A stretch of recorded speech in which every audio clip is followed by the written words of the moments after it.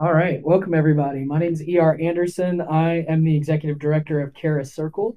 Charis Circle is the nonprofit programming arm of Charis Books, and Charis Books is the South's oldest independent feminist bookstore. We've been around since 1974, and we have been in this space since 2019. So many of y'all have been a part of that story, and if this is your first time here, we're really glad that you are here, and we're really glad to be celebrating this book, Hiking Metro Atlanta's Hidden Forests, an hour or less from downtown. This book is co-written by Jonah McDonald and Zana Pouncey, and we are really excited to have them both with us today. I've known Jonah a long time and have just met Zana, so thank you. Welcome. We are going to have an opportunity for questions. I know many of you are avid hikers, so you might want to get into the details about your specific preferred locations, and we can do that. We also have a slideshow. So if you're watching online and you want to ask questions, just put them in the chat. If you are here, even though we're in an intimate room, please just raise your hand and I will bring you the microphone so that everyone can hear you. So I also want to say that Jonah's first book, Hiking in Town, Atlanta's in town hidden. Let me actually read the proper title. I thought I could riff, and I was wrong. Hiking Atlanta's Hidden Forests in town and out has just been like a perennial bestseller for us since it came out. We have loved it. It came out in 2014. Is that right? And it has never once not been on our shelf. So that's very unusual for a book. Books tend to have a shorter lifespan than that. And so it is really lovely to get to celebrate this book with y'all. So Zana Pouncey is a native Southerner and has lived in Atlanta for over 10 years. She loves city life with all her heart, but is a passionate environmentalist at her core. Connecting people to nature is her calling. After graduating from Emory University with a degree in environmental science, Pouncey spent several years working in environmental advocacy and education for nonprofit organizations, including Trees Atlanta, Zoo Atlanta, and the Atlanta Botanical Garden. She's been awarded a Grosvenor Teacher Fellowship by the National Geographic Society, is on the board of the Atlanta Green Theater Alliance, has presented at environmental conferences and teacher workshops, and has written for National Geographic's education blog. And Jonah arrived in Atlanta on foot over 2 decades ago after completing his 2,172-mile hike southbound on the Appalachian Trail. He put down roots in Atlanta, and today he serves as the DeKalb County Park naturalist at Mason Mill Park. His second book, which we also celebrated, is titled Secret Atlanta, A Guide to the Weird, Wonderful, and Obscure. He's also a storyteller, television host, tour guide, and more. He loves exploring his city via bicycle, canoe, or on foot, and believes that there is a new story to learn and tell around every bend. So we're really excited. Thank you both for being here. I'm going to kick it over to you now, and we'll get right into it.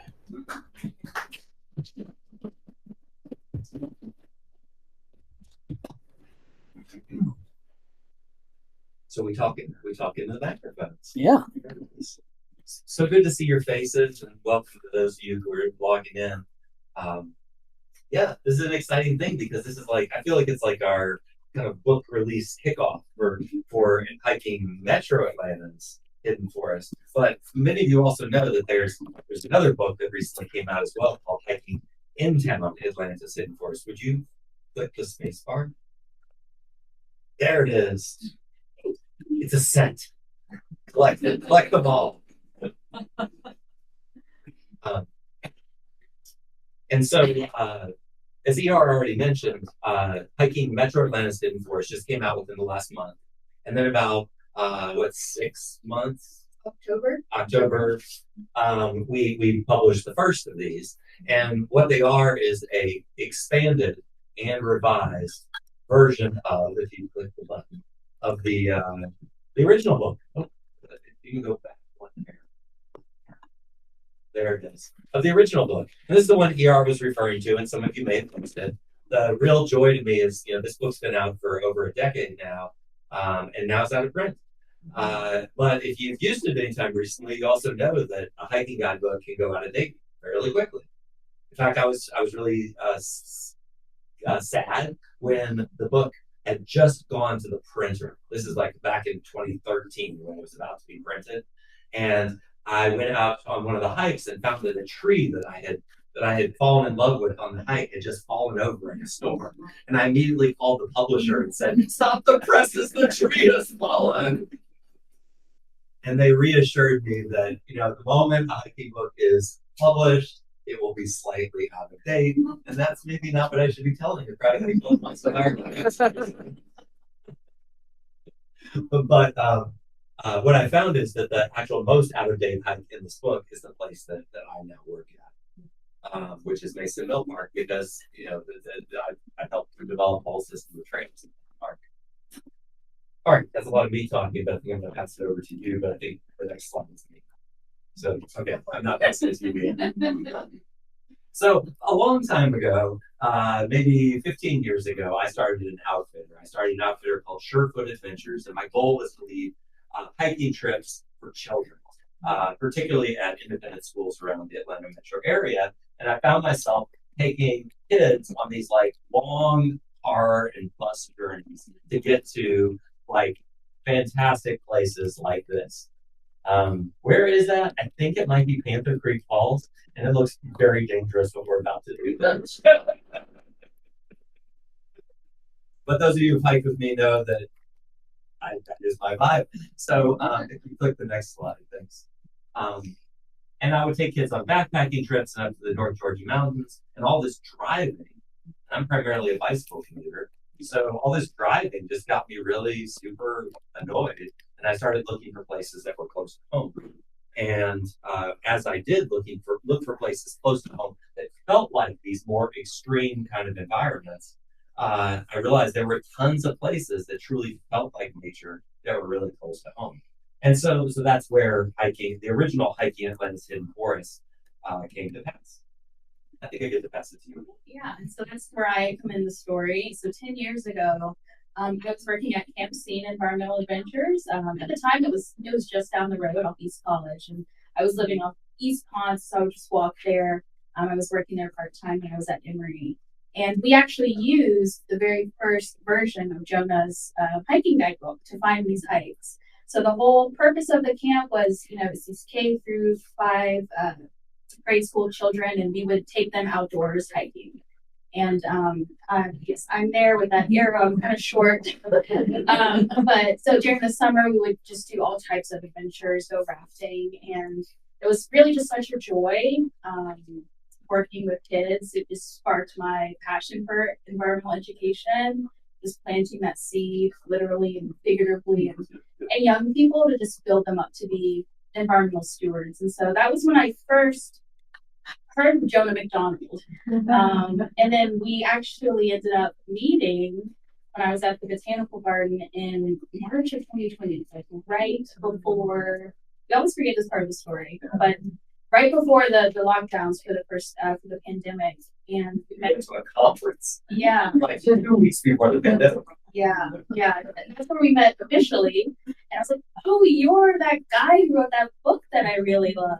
And it was just nice to get to know him.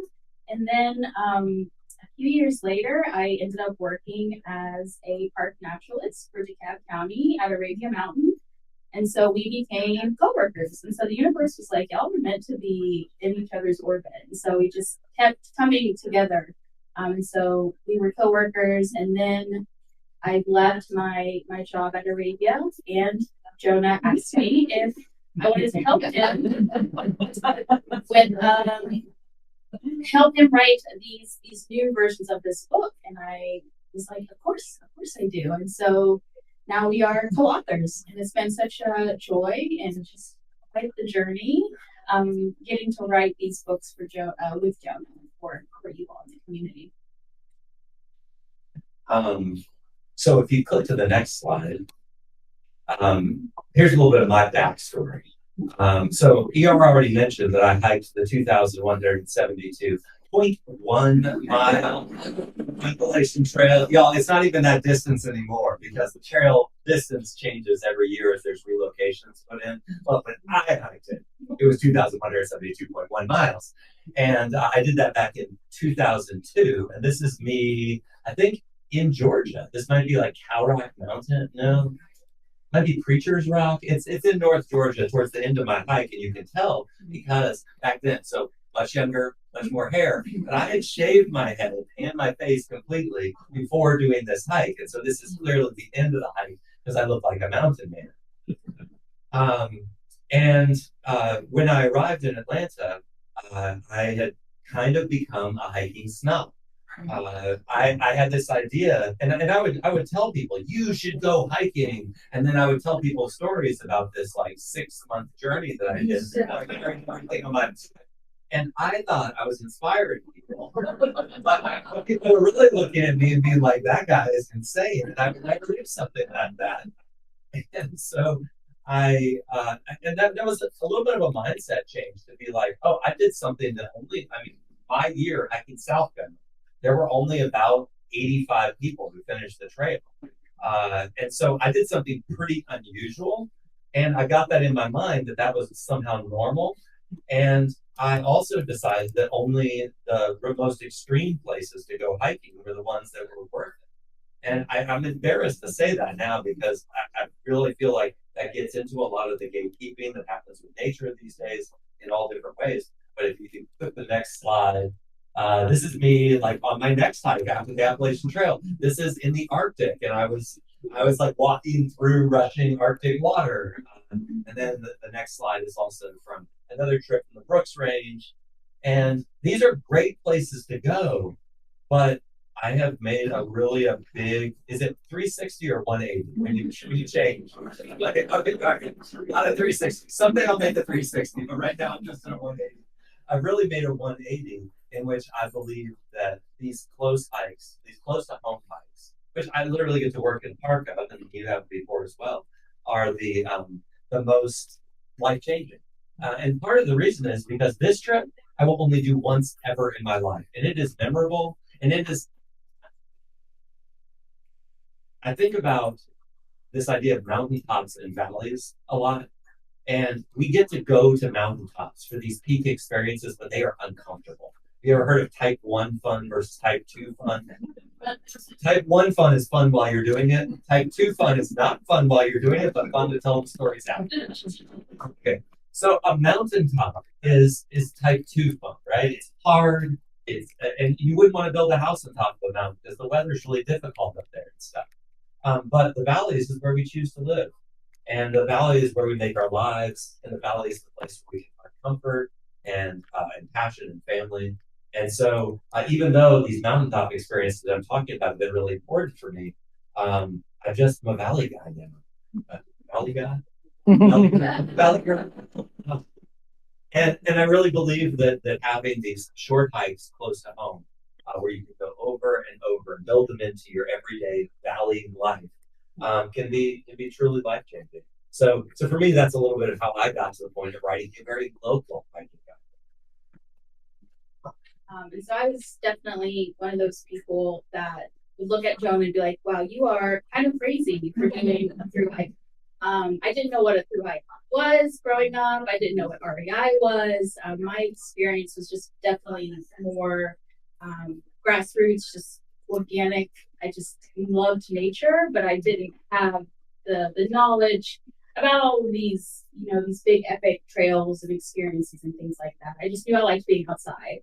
And so in college in particular, learning about these hikes close to home through Jonah's books and working at Camp C, and I just was able to explore on my own and just feel safe doing that, which I think was really, really important, just to help me build my confidence as a hiker and know who I am as a hiker and just go at my own pace, have my own experience. This was before social media was what it is, so I wasn't, trying to compare myself to anyone. I wasn't trying to prove anything to anybody. I was just having fun.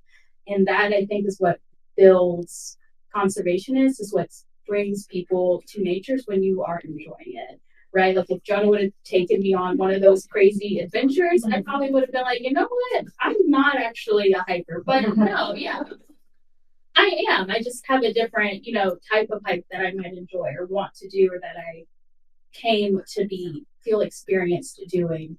And so yeah, just like having that baseline of I knew what I enjoyed, and then having experiences through college. So this was in Colorado. I got to do an internship in Gunnison.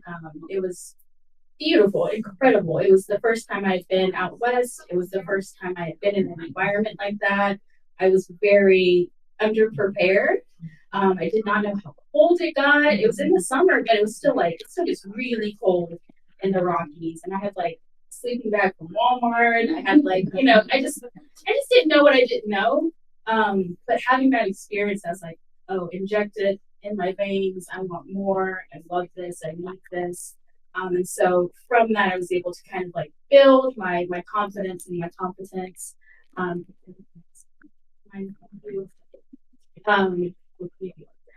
So, yeah, just more, me hiking all around. My husband and I took this trip. I believe this was actually October of 2020. We went to Arizona, did a road trip. That was in Sedona. And I don't know if you can see it super well in this photo, but if y'all have never been to Sedona, they have these like energy vortex, and this hike was at one of those. And so there's a little like splotch in this picture on the left-hand side there. It's kind of hard to see. I can see it on my phone. But I just love it. So I'm like, oh, it's the energy vortex. Because it's not in all of our photos. But yeah, just like building those experiences as a hiker. Go to the next slide if you don't mind. And it all kind of led up to, this was taken June 19th of last year. I took a solo trip to Banff, Canada, Banff National Park. I was camping, just hiking. And yeah, that experience as a Black woman, as a female, just being able to do that and feel safe, and being able to enjoy myself. It just really means a lot. And I think that woman exists because of these trails close to home. And so whenever, like Jonah was saying, there's this perception that, oh, these close to home hikes, these smaller trails, these smaller parks, they're not as impactful. That's absolutely not true, because I know how they impacted me, and I know how they can impact others, and how important it is to be able to have green spaces that are accessible. This was a big trip. You can't just go to Banff whenever you want to hike, right? But you can have a place in your back pocket, in your backyard, that you can go to after work. You just need to like release, and you just need to get outside. And so, that's I think why Jonah and I believe in this book, and why we wanted to write it, so that folks can have these experiences without having to pay a lot of money to fly across the country to do it. And as you can tell now from hearing a little bit of our backstories, we're kind of like the same person, except totally different. I mean, in some ways, right? Like we work very well together because we're both detail oriented. We're both like driven for quality, but we also both love nature, and we're both, I hope it's okay to say, nerds for nature. And so, but we're also coming from really different backgrounds and different perspectives. And I think this has been one of the things that makes these two books, In Town and Metro Atlantis Hidden Forest, even more, I hope, more successful, but definitely more high quality than the original one, because we have both of our heads working together on it and coming from these different angles to try to present these cool hikes to you. And we're going to talk about a lot of them today as well. So you're going to get some data on which hikes you're going to want to do. But if you click to the next slide, I guess we're back to this right here. But ER did mention my other book, so we're going to make one more slide over. There it is. I did write this other book as well. So this is the shameless plug. It's called Secret Atlanta, A Guide to the Weird, Wonderful, and Obscure. And it's really 90 different stories that tell you something about Atlanta that you may not know. And so because I wrote this book, people oftentimes would ask me, oh, okay, you wrote a tourism book about Atlanta. What are the three things people may not know? And I would turn it back and say, well, what would you say the top three tourist things about Atlanta are? And so I'll tell you my top three if you click this next slide. It may be a couple Yeah, so I would say Coca-Cola. Everybody knows that. The next slide, Dr. King and the Civil Rights Movement, and then number three, I would say the Centennial Olympic Games. The most well-known things. And then I wrote Secret Atlanta to try to tell all these other stories, different ways to view our city. So that kind of like leads us back to hiking. The next slide. Oh. Oh, yes. And Waffle House. Yeah, so when people think of Atlanta, like none of those photos were of nature, right? Even though we are the city of the trees, that's not, I guess, on people's minds when they visit here. But there are some really great hiking spots, right? And so I guess my question for you all is if someone was visiting or if you just did a Google, where do you think the top 3 hiking spots of Atlanta would be? Feel free to say Yellow, Stone Mountain, Panola, Morningside, Arabia, I heard, yeah.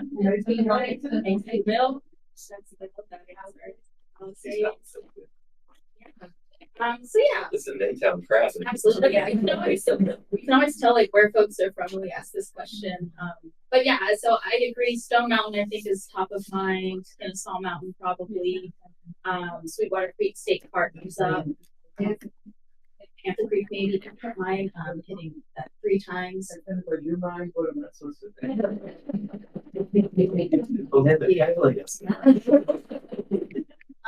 Yeah, so these are great spots for hiking for obvious reasons. We included them in our Metro book, but we also included other spots you can go to besides the popular ones, right? Everyone knows the walk up trail to get up Stone Mountain. But there's also some other places that you can go as well to get away from the crowds. And so that's kind of, I think a great part of these books and of hiking is to get away from the crowd. If I wanted to go walk around a bunch of people, I would just, go to Linux. But there's something about just having a moment to yourself or with your loved ones of true, like just quiet and peace on a trail. And so I actually work for a nonprofit. We support the National Park Service. And so during the pandemic, the parks were getting what we call loved to death, right? And people visiting these same spots over and over and over, it can put a real strain. I'm sure Jonah can speak to this, on the people that are working there, on the rangers, on the facilities. But what if we can spread and sprinkle that love around a little bit? So other less known places and parks can get some of those resources. They can get some of that funding, some of that attention. And also, I just think it's a better experience, than also trying to be shoulder to shoulder fighting with people on the trail somewhere. And so that's kind of how this book came to be. We were thinking about if you've ever been to Kennesaw Mountain trying to hike to the summit on a beautiful Saturday, you're going to be hiking with 1,000 plus of your best friends, right? But if you go to, what's a good example of a place you might go to and hardly see anybody, but right here in this neighborhood, you might go to Dearborn Park and you might see 3 people, right? The same Saturday, but it's still a beautiful spot. It's not a mountaintop, but you get, gorgeous rock formations and a beautiful forest with some really big trees. And so, if you click to the next slide, then there's one more. What I found over 10 years ago when I was first researching the original Hiking Atlanta's Hidden Forest was that there were a lot of hiking guidebooks out there, at least 4 of them, that said Hiking Atlanta. And I bought every single one of them. And I used most of them. But if you look at this map, you see there's the perimeter right there. And this book is called Atlanta Hikes. And I would consider those near Atlanta hike. I actually can do from Atlanta. And it's written really well. It's a nice book. I like it.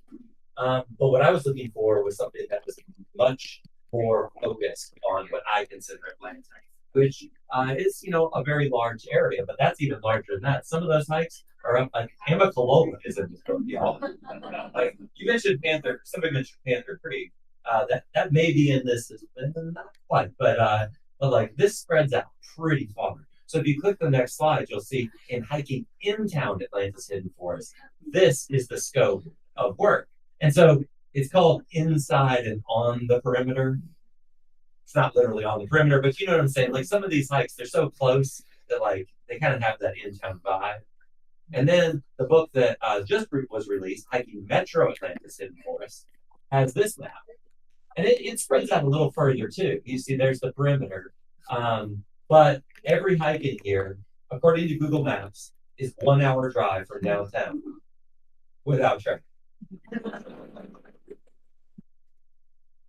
Because this is Atlanta, and you just have to know that. And the larger dots are places where they're like hotspots, right? So like these two big dots in the right hand bottom corner, bottom area, that's Arabia Mountain, Panola Mountain, or that right near Marietta, right there, number 30 through 32, that's Kennesaw Mountain. So there's places where you can do multiple hikes, but that's what we're passionate about, is finding these places that you don't have to drive a whole day in order to do a part of the day hike. You can drive part of the day to do a full day hike.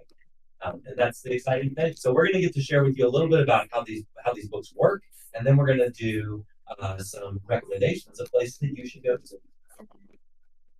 So if anyone had the very first edition of the book, there are some things that Jonah and I decided we wanted to update to make it more relevant for more people. And so one of those things was a safety rating that we included for every hike. And so we had just like a rubric. So Jonah and I, we split the hikes. So he would go out on a hike on a trail, and then I would do hike on a trail. So we weren't always hiking together. So that rubric just kind of helped us like make sure we were going by the same code. So safety was one thing that was important. Obviously, for me, you know, I'm a woman, and I hiked all of these, maybe a few of them with other people, but most of them I hiked by myself. And that's something I wanted to make sure other people in my situation felt comfortable doing. So safety was important. We also included we also included a table of the hikes at a glance. So you could kind of comb through and see, okay, I want a hike that's this much mileage, or I want a hike that's this far away from downtown, or I really want to go see a waterfall or this type of ruin. So you can just take a quick glance at the table and figure out which hike that you want to do. And that also includes bathrooms and the facilities, which places have playgrounds, difficulty ratings. So just a quick, snapshot of what each hike is like. And here's a little how the sausage is made. Notice this line with the stars. See how it says popularity? We were originally going to label that safety, and that's an aggregate 1 to 5 stars of our 4-part safety rating. So the idea of like trying to break it down into one rating. Would you ever go to Peavine Creek if you saw that it said safety 2 out of 5 stars? Probably not, right? But if you were to dig down into this 4 levels of safety, you'd be like, oh, the reason it gets a lower rating because there's not really a parking area there. And that does affect your feeling of safety because there's not really parking. But it's not like you're going to go in there and feel like people are trying to mug you on the trail. At least I hope not, right? And so what we did was because there's no explanation here of like how our safety rubric works. Once you get to the chapter, it digs down much deeper and gives you, I think information that can help you make a more successful decision about what places are for you. So we changed the title of this as popularity because what that does show is at Peavine Creek, if you hike that trail, you may see one other person, but probably not. But y'all, it's virtually on Emory's campus. So it's also like very close to a lot of people. It's right behind neighborhoods. And so like it's a place I would totally recommend people walk, but you need to know when you walk there, you're not going to be seeing a lot of other people. And then that gives you, it still gives you information, but this is more of like an at a glance thing. And we were like, yeah, how do we describe that? So, I didn't mean to say that, but I'll do the other part. So the other thing you'll notice is from the first book. I think we're like swapping little pieces here, which is all good. From the first book, I was so into trees, and those of you who know me know I'm a tree nerd. And so I was like, I'm going to find a special tree on every single hike. In fact, I'm going to find 3 special trees. And so I coined this term sentinel trees, which is kind of a tree that when you walk by it could be because it's an unusual species or because it's growing in an interesting fashion or because it's really big. And that was kind of the scavenger hunt factor of the original book. It was all trees all the time. And as Zana and I talked about it, we were like, but there's all these other cool things on the hike. So let's just switch it from a scavenger hunt for trees to a scavenger hunt for landmarks. And so now in each hike, you'll find 3 landmarks that we've identified as like things you should really look out for. And so those things include views, water features, and history, as well as trees. There's still trees in the book because Jonah. Maybe because of you too. I don't know. Trees are cool. Trees are like trees. Yeah. And so that's another thing to look forward to is you may be the kind of person that follows the hiking route that we've described, like turn by turn, or you may be the kind of person that just glances at the map, like I'm gonna go explore. And either of those is cool, but definitely check out the landmarks because it'll give you like little waypoints along the way that can be fun to go try and find. Okay. I guess it's my turn again, isn't it? Or do you want to do my part? Well, I just wanted to jump in. So we were talking about this earlier too, just about how it was 1 book and now it's 2 books. But what are the differences between these 2 books? Yes, the distance, obviously, one is in town, inside the perimeter, one is metro, an hour or less from downtown. But also, I think they feel different. They felt different to me hiking these trails. And so if you're on the fence, I obviously should buy both. But if you're like, well, I just want to start with one versus the other, just a little bit of insight. I think the in-town books, the in-town hikes, they're typically a little bit shorter. And then the metro hikes, because Jonah and I were driving, and you might be driving for an hour in your car, you really wanted to make it worth, your while. And so I think you'll find in the metro books, those hikes are a little bit longer. They cover a little bit more distance. And also just the ecology is going to be a little bit more different because you're getting farther out from the city. I love the hikes in the metro book. Because of that reason, you get some really, really beautiful topography. You get to see some really amazing things that you might not be able to see on the in-town books. So yeah, that's just kind of like the difference between like the hikes in the 2 books. I don't know if you have anything to add. I think I just like fell in love with Gwinnett County. Like, I'm an ITP guy. I live right around the corner from the bookstore here. I work at an in-town nature preserve, and I don't go outside the perimeter a ton. And when I do, I'm driving far outside the perimeter and finding these neighborhoods around the kind of greater metro area just made me think, gosh, like East Cobb has such cool things. Clayton County has some really cool places. It's a really fun thing to think about my city in like a wider perspective than just some kind of narrow-minded inside the perimeter mindset. But sorry, that made it sound not so good. But like sometimes I think about my life as being such in my little neighborhood and in my circle. And I think about also why did we make the decision to include Reynolds Nature Preserve in the in-town book? Even though Reynolds Nature Preserve is in Mark, that is not inside the perimeter. I think it may be the farthest out of the hikes that we included in the in-town book. And when you said there's a different vibe of these hikes, the Reynolds Nature Preserve has one of those. Like it has an in-town vibe, even though it's a little bit outside of in-town. And I don't know if we made that decision intentionally when we put that one in the in-town book. I can't remember. Yeah, but it's intriguing because like now that you've said that, I'm like, yeah, we all hike from the in-town book. That's going to be one vibe. When you hike from the metro book, it's just, and vibe is such a like vague word, right? But I think it was for real. So I hope that y'all decide, even if you are an ITP person, I hope you decide to pick up the metro book because it really will bring some joy to you to find these other places in the metro area. All right, y'all, it's guessing game time. Did you know that you were being part of a guessing game? You are. Cue music. I think you got the first one.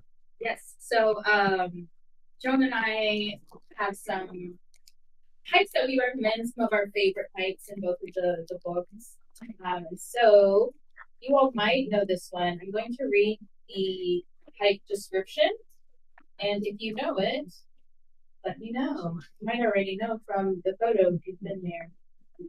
And I'll take credit for the fact that I forgot our book that has all of our places marked at home. So that's why she's having to find it in the spot on the spot. Thank you. Here's these. Okay, so this park was made famous by the unusual Doll's Head Trail. It's a unique and thriving green space in an area that used to be a brick and mine factory. Whether you enjoy art, history, birds, turtles, or amphibians, there's something for everyone in this hidden gem in South DeKalb's industrial area. The visitors are encouraged to enjoy the found art installations. Bringing in outside materials is discouraged. And this is Constitution Lakes Park. Yes.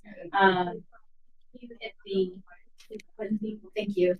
Yes, so I live really close to here. This was one of my pandemic parks that we would visit pretty frequently. There's actually a park naturalist who works there now and is doing programming. Yeah, I love Constitution. It's such a cool vision of what nature and industry, if that makes sense, are like. They kind of come together. It used to be this factory, and you still see that. You still feel that when you're walking on the trail, but it's also a reminder of what happens when you just let nature take over. She will take over, and she will come back stronger. And there's just such a cool volunteer network there too of folks that are building out the trails and the trail systems. It's just like a cool community park, but definitely one of my favorites. Yeah. So flip to the next one. I've got one for you. So this park was formerly a large plantation, but now it's a hidden gem and it's in East Point. It's an unassuming park from the street, but its forest holds a state co-champion white oak tree named Kangaroo. And in late spring, you can catch sight of rare pink lady slippers. There's wild blackberries, a small transitional field that's good for birding, and this is a very engaging hike that's just south of the city. This one, y'all, is a little off the beaten path. Does anybody know this one? East Point. This is called Connolly. You click the Connolly Nature Park. And this is the first one that Zana and I hiked together as we were preparing to write the book. And I got done with it. I said, Zana, I have not hiked here before. I think this is my favorite hike in all of Atlanta. And she knew then already to roll her eyes at me. Every single hike in the metro area. But this is a special place. I think, if I recall, it's only like a mile and a half to walk. But especially, I think Zana was mentioning this earlier, how a lot of the books in the in-town Atlanta book are a little shorter. One of our hike testers named Marty Levine, he said, what I do is I hike it clockwise the first time, and then I hike it counterclockwise the second time, and then I have 3 miles, which feels really good. And you notice things differently when you hike a trail one way than when you hike it another way. And I think that's such a good idea. So I started doing that myself, following his example. Run the next book. And also in the in-town book, we chose a trail. So a lot of these spots, like Mason Mill, for example, there's just a network of trails. So you could easily log a lot of miles if you wanted to, but we intentionally tried to keep it just simple and straightforward. But we have a map in each chapter, and it includes all of the trails. So if you want to deviate from what we did, that's absolutely a possibility too. Okay, but switching now to the Metro book. This was all of the hikes in the Metro book are my favorite. So Jonah and I swapped on that one. But this was one that really took my breath away. It was one of the farthest drives that I did. But is ironically kind of closer to where I grew up in Douglas County. This is in Carrollton. And this park is nearly 1,000 acres located in Carroll County with several picnic pavilions, a splash and spray water park, campgrounds, and miles of trails. The park has a variety of options for anyone seeking time in nature. History buffs will enjoy learning about Muskogee Creek Chief William McIntosh, who owned this land until his death in 1825. This hike will take you through rolling hills and old-growth forest along the Chattahoochee River. This is a popular park for equestrians, so stay aware of your surroundings and give horses the right of way. Any guesses? Yes. Yes, Ethan grew up close to me as well. Yeah, this is McIntosh Reserve Park. Just a really beautiful, beautiful hike, and this is one of those that has lots of networks of trails. But I kind of hiked just the outer loop sections, and the history there is really cool. If you go, definitely read the placards about the Chief McIntosh who lived there. He has kind of a sordid history with his people because he ceded their land in the 1800s, but and you can actually walk through that log cabin there where, his replica cabin. And then there's just these beautiful views. You hike along the Chattahoochee River, which I always enjoy hiking along the Chattahoochee in different parts of the state because it is just so different depending on where you are. But I really, really enjoyed this hike. All right, so next one. Oh. I'm taking the book, I'm taking the mic, I'm taking it all. I don't know. All right. So let's see. I gotta hide the name of this because the name of the hike appears in the very first sentence here. Okay, so this hike is in a state park, and most people just hike one trail in this state park, and it's right along the Chattahoochee River. But if that's all you do, you're missing a spectacular and surprising adventure along trails with names like Wild Turkey, Brown Thrasher, Bobcat, and Flat Rock. These trails wind through hardwood forests and along peaceful creeks, and they reach an extensive rock outcrop that rivals the beauty of Arabia Mountain, Panola Mountain, and Stone Mountain. The park also uses controlled burns for forest management, so you won't walk through fires. You may see recent signs of using controlled burns to manage the forest. Any ideas of what state park this is? Okay. This is Chattahoochee Bend State Park. And Chattahoochee Bend is fairly close to McIntosh Reserve that you were talking about. But most people hike the Riverside Trail there. And it's a trail that goes along the river. And it's very beautiful, and it's in the book as well. But I really like highlighting this one because I love a hike that gets you to lots of different kinds of areas. So you might be along the creek for a little while. You might be through an upland forest, a section of boulders, a section of outcrop with these like little solution pits with wildflowers. So you should definitely, Chattahoochee Bend's one of the newer Georgia state parks. And I highly recommend to visit, not just for camping or paddling, but definitely for hiking as well.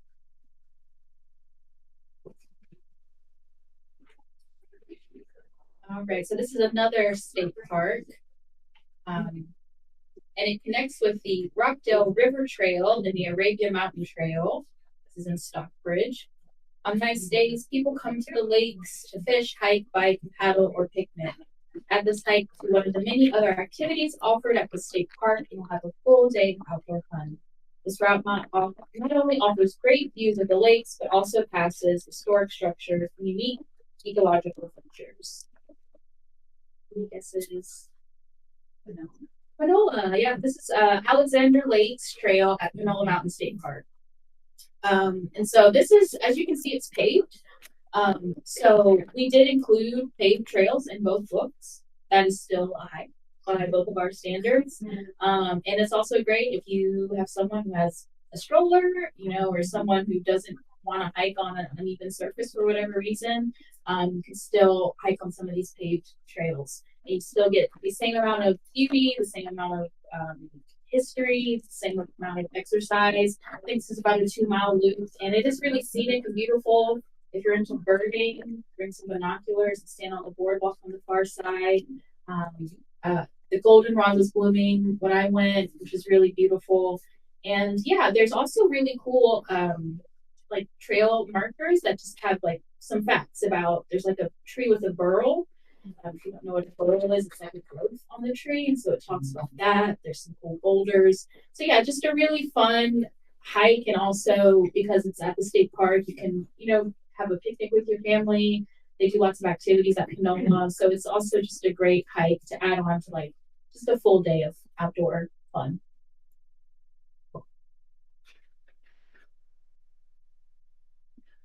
All right, so this park spans two beautiful parks. There are 2 miles of well-maintained trails within a Gwinnett County park, and then they connect to 2 additional miles of, of paths within a national recreation area. You can walk along a paved multi-use path through a young forest, or there's crushed gravel trails over hills and valleys.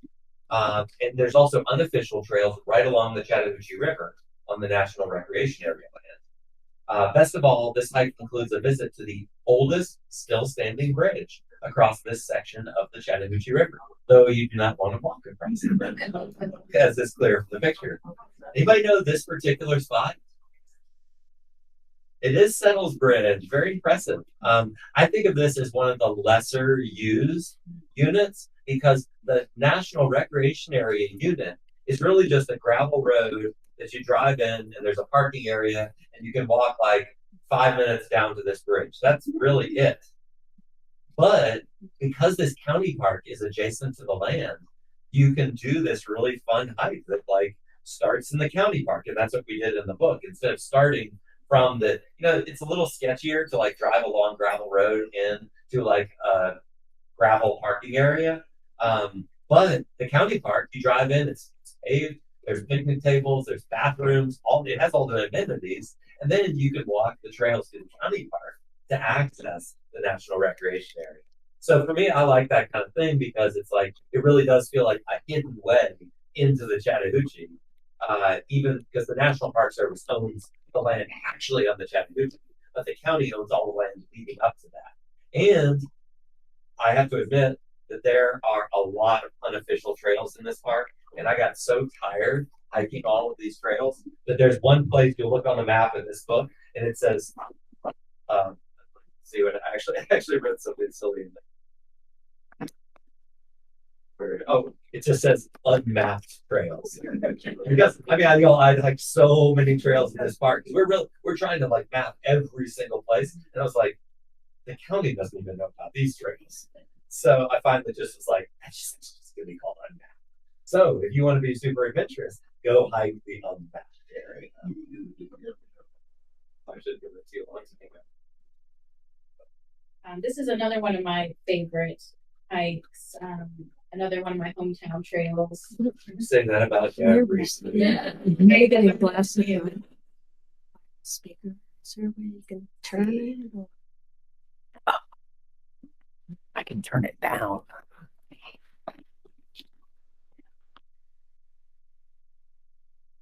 Perfect. All right. So thank you. Known primarily for its sports fields and aquatic center, this park is also a hiking gym in the Douglas County Parks system. It contains over 12 miles of trails for hikers, bikers, runners, and equestrians, as well as 2 18-hole disc golf courses. This strenuous and beautiful hike takes you along the Chattahoochee River and winds through healthy Piedmont forests. Any guesses? This is Boundary Waters Park. This is Boundary Waters. And yeah, like you heard, it has about 12 miles of trails. We did 7 in the book. And it's really beautiful and scenic. This is a great hike that can really get you away into seclusion. I ran into folks on the hike, but then the farther along you go, you kind of get a little bit more quiet to yourself. And then there's also a paved section on this route. So if you want to just like do parked dirt trails and then cut back on the paved trails, you have that option. And then there's lots of other things to do there as well, kind of like at Panola. So you can hike a little bit, play disc golf, take a picnic. So it's just a really great location, I think, to bring like the family. It's really fun. I'm realizing that a lot of our recommended hikes in this section connect to the Chattahoochee. And that's really what I think our city should do, right? We should be more connected to this river that's like one of the primary waterways in our metro area. And most people just think of East Palisades when they think of hiking along the Chattahoochee. But this next one that I've got for you is my favorite unit of the National Recreation Area. Now, whenever I see a tree with a hole in it, I cannot help myself. I stick my head through that hole and I take a picture. This one, unfortunately, that vine that's sticking out right next to my head, see that vine? Oh, yes, that's poison ivy. I know that it's poison ivy, so I was very careful, but I had to be very careful because I missed an opportunity to stick my head through a hole in a tree. So, this one is not as popular as some of the other units of the National Recreation Area, but I just think it's one of the best. It's nestled in a relatively undeveloped area of Roswell. It contains rolling hills with hardwood forests and waterside trails that are teeming with birds and other wildlife. The stretch is just upstream from the Morgan Falls Dam, and so the river is wide, the water is still, marsh grasses flourish, there's ducks, geese, herons, kingfishers. It's just a lot of natural diversity for only a 3.5 mile walk. Do you know this unit? Gold Branch, yeah, it's Gold Branch. I just love Gold Branch. Again, I like a hike with a lot of diversity of ecosystems, and I also like weird things. And as you get to the very end of this hike, you pass by an abandoned car, and I'm like, what is this abandoned car all about? But it strikes my interest, and this is the place. Remember the tree I told you that fell down? This is where the tree fell down.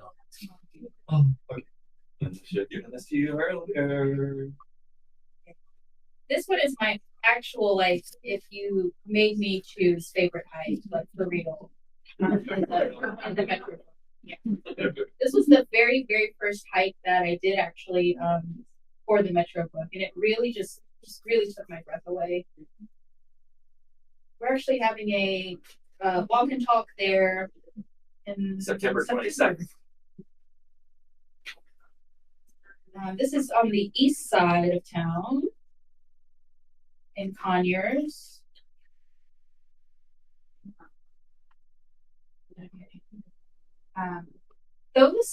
This hike, which is part of the Georgia International Forest Park, will take you past pristine wetlands, blooming meadows, and a granite outcrop.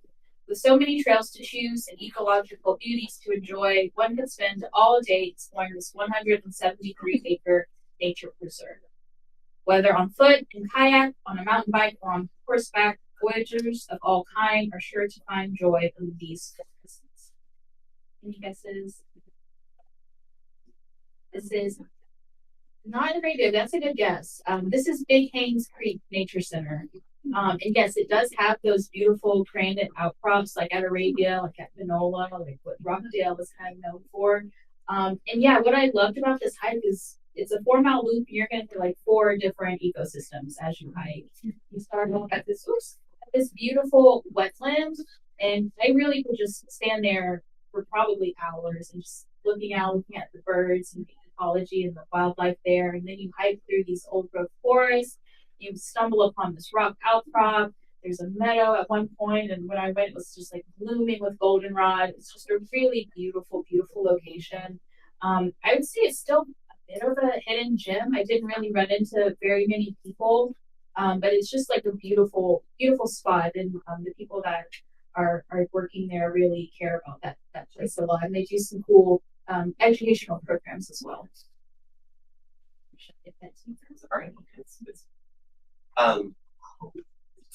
And yeah, we get to lead a hike there on September 27th. So it won't be as much of a talk as it will be a walk. But so come on out, join us with that, and then you get to see a new spot. I am going to. All right, here we go. So this is a place I fell in love with, as I do. It was just about every place, but I also burned myself out with miles. I had hiked 14 miles by the time I called it quits the first time I visited. that is something. And then I had to go back and figure out what the route would be, because I try to hike every trail in these places. So this has an extensive network of trails, and it's just about the Appalachian foothills, and it provides everything a hiker can ask for. There were over 14 miles of well-marked trails, natural beauty, unique landmarks, and historical intrigue. intrigued. The location is the trailhead's located behind Cherokee High School. And it's tucked into a corner of a bowling park. But don't let the entrance fool you. This green space along a river is one of the most beautiful hikes in the whole Atlanta metro area. Have you been to this spot? There's not really a name for it. We called it Etowah Hiking Trails, but it is a co-managed area between Cherokee County, Cherokee County, the Cobb Watershed Department, I think and the U.S. Army Corps of Engineers. It's like all this land, and and also there's a section of it people can hunt on. So it's like, I mean, it's a lot of land, and you're passing between different management areas. But again, a ton of trail out there, and you get to be along the Etowah, which is a gorgeous river. And I'll tell you about the historical intrigue, which is not the carving on this rock.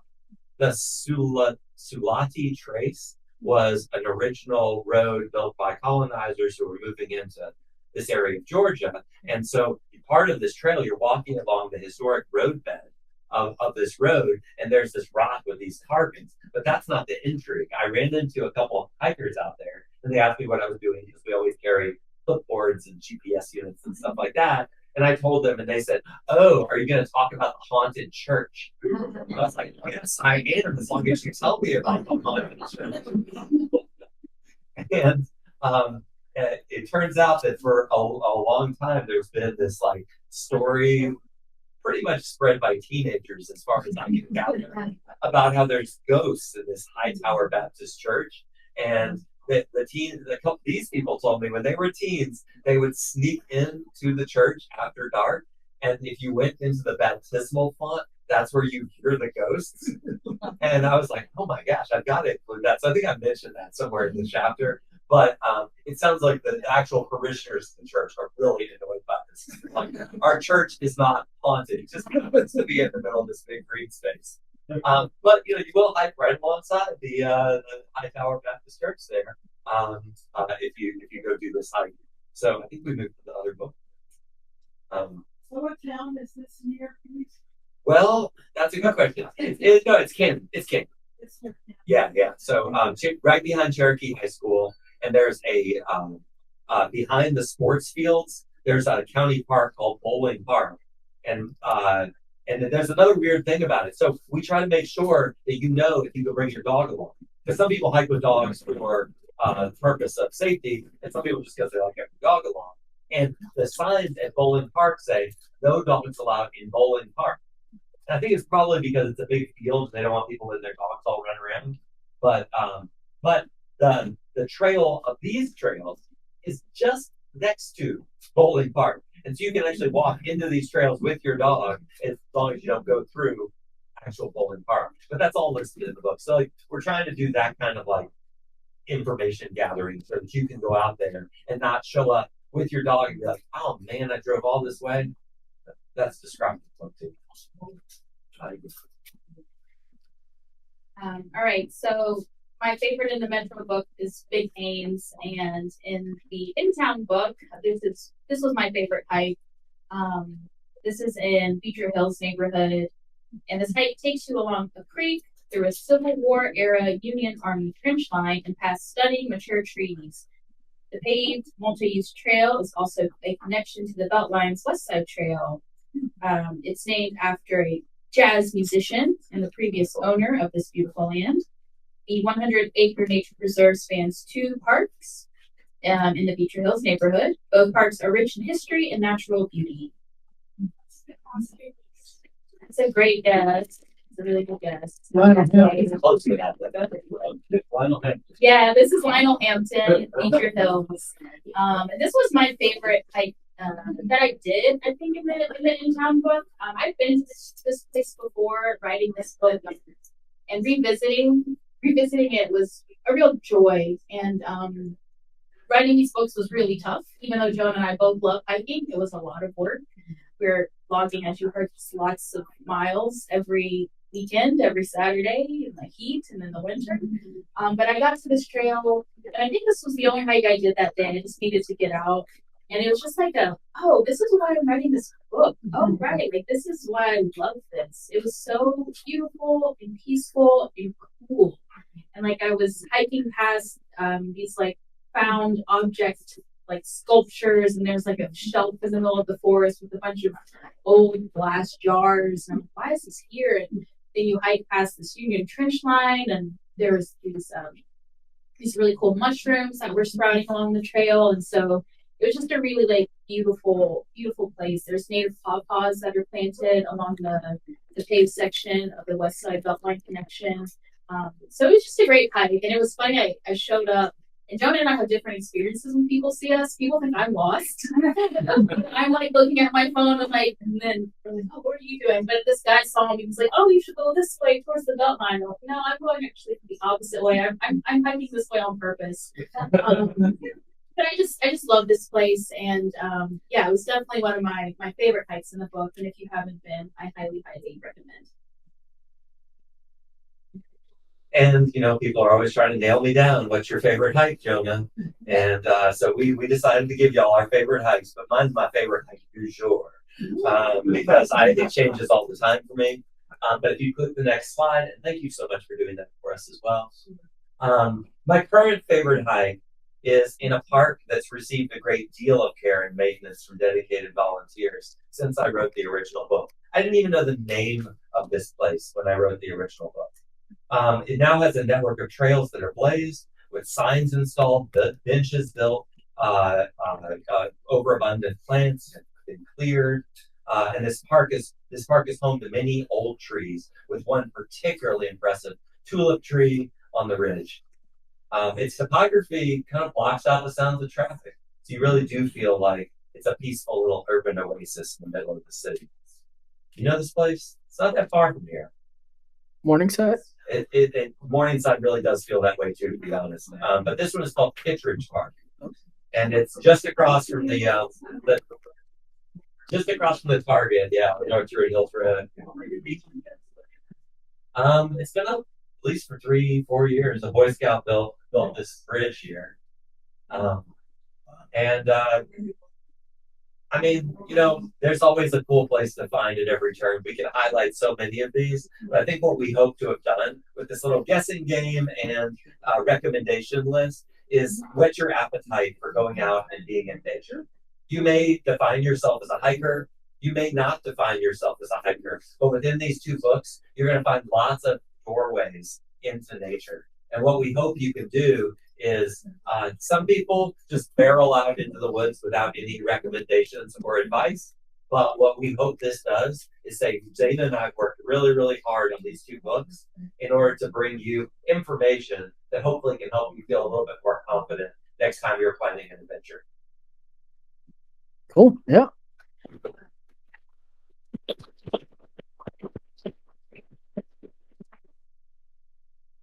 I made it sound like that was the end. Do y'all want to take some questions? That was me teaming up his next thing. Well, we can fill in our last two things. And this is very near the end. Very near the end. But yeah, just piggybacking off of what Jonah said, just like one story that's always stuck with me since publishing the In Town book, the first book, was I have a friend who she hikes, and she was out, this is East Palisades, and she was out with the book hiking. It's a really popular trail, East Palisades. It's pretty well known. People go to bamboo forest. But this girl was there, and she was lost, and my friend found her, stumbled upon her, and was able to help guide her back to the parking lot, just kind of reassure her, told her about the book. And I was just like, just warms my heart, hearing that story about how this book saved somebody's life.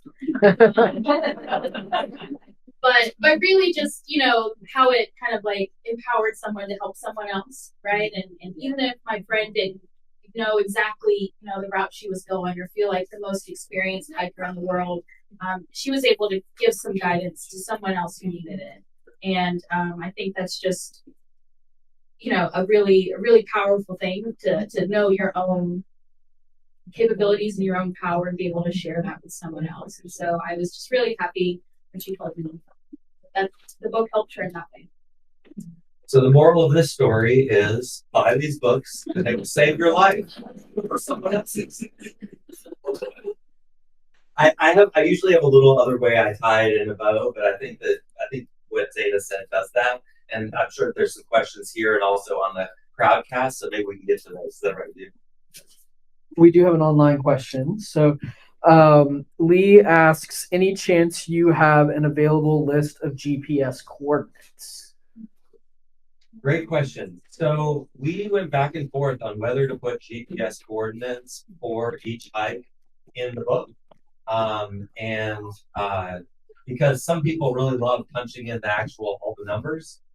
And in the original book, the one from 10 years ago, we did include GPS, but we didn't do that this time. And we went back and forth on that kind of like a lot because a lot of hiking books, the only way you can get the trailhead in your phone is putting in a GPS coordinate because there's not actually an address for it. But what we found was for 95% of the hikes in both of these books, there is a literal address. And so what we did is we included addresses for every single hike. So you can type it into your GPS. And I just had an experience. I didn't even tell you about this, but I had a long-time user of the book who a lot of people, when they've been using these books for a while, end up emailing us and being like, I did this hike. Oh, good. I really do like hearing it. This person said, I decided to do something new, a hike that wasn't in the original book. And he went to St. Collins Park, which is one of the ones did we highlight that? No, we didn't. But anyway, we did in past book talks. He went to St. Collins Park, but he just typed in St. Collins Park into Apple Maps, and then press take you there. And it took him to not the actual entrance of the park. And he was complaining to me. It's like, I put the address into this, and I was like, oh no, we did it wrong. And then I punched the address in into all the map softwares, and it takes you right to the right place. And then it turns out, no, he had actually just used where the park says it's located in Apple Maps, and it was wrong. And so I think that's something. I think we probably triple check the addresses 4 times for everyone because we're so afraid of leading somebody astray.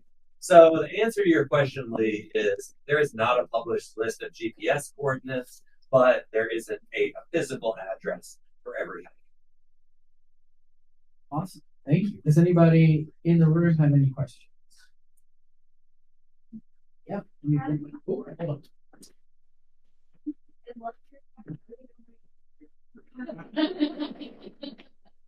A published list of that. Well, as you all know, Jonah is the naturalist at Mason Mill. He leads hikes every week, I would say. Yeah, so you can go hiking with him all the time. We have a walk and talk coming up September 27th. 27th at Big Haynes Nature Reserve, and we are in the works of doing another walk and talk at the Blue Heron Nature Reserve. Coming soon. So again, those are times you can go walking with both of us. You used to lead hikes a lot, but now at this point you are more of an advocacy person, right? So yeah. And then if you look up Mason Mill Park on Eventbrite, you'll find all the programs that I lead just up the road. Where should folks follow y'all online? Is there a place that y'all are online? We use at hiking. Is it hiking Atlanta? At hiking Atlanta on Instagram, and then hikingatlanta.com. And I think you can sign up for the newsletter to get all this information as well. We just want to say thank you so much for launching this book, the second volume here with us. And for our online folks, thanks for being with us. You can click the teal button at the bottom center of the screen to buy one or both books. For everybody who's here, you get first dibs. And I know that this isn't necessarily the kind of book that you normally would think about getting signed, but it's fun to get it signed. So I'm going to bring y'all signed pins, and you can hang out. And if folks think of other questions they want to ask you, they can come up and ask them privately. If you need to buy books, you can do so up front at the register with Sarah and Brittany. And meet your fellow hikers, maybe organize your own hikes, and come back to Charis. We're always glad you're here. Thanks so much.